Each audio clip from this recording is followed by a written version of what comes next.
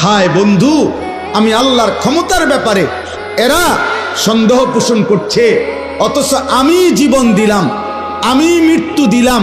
তাহলে যিনি জন্ম দিলাম, সৃষ্টি করলাম, যেই আমি আল্লাহ আবার মৃত্যু দিলাম, তো সেই আমি আল্লাহ পুনরায় সৃষ্টি করতে পারবো না কেন? এটা তো একটা সহজ কথা। সৃষ্টি করলেন কে? মৃত্যু দিলেন কে? তাহলে এই দুইটা যিনি পারলেন, তো 3 নম্বর আখিরাত উনি পারবেন না কেন? আল্লাহ তাআলা বলেন বাল হুম বিলিকাই রাব্বিহিম কাফিরুন।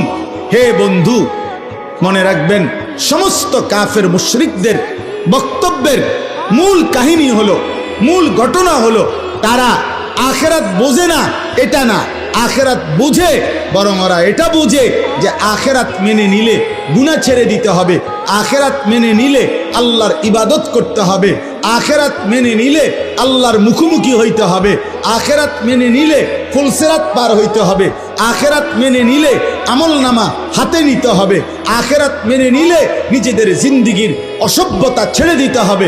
এই জন্য এগুলো চায় না, পছন্দ করে না, মানে আমার গোলামি করবে না, আমার নাফরমানি ছাড়বে না, এই জন্য বলে আল্লাহ আখিরাত করতে পারবে না।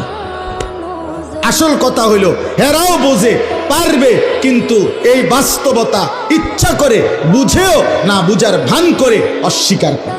নাউজুবিল্লাহ।